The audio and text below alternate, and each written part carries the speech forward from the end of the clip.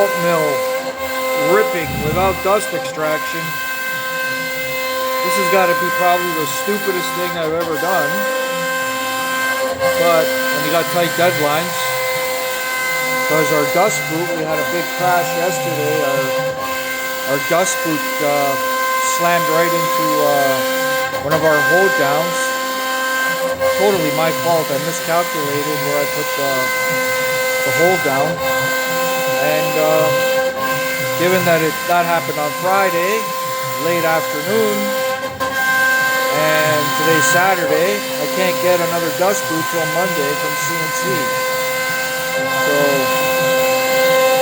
she's making piles of dust today, boys. But she's just ripping. Look at that rooster tail.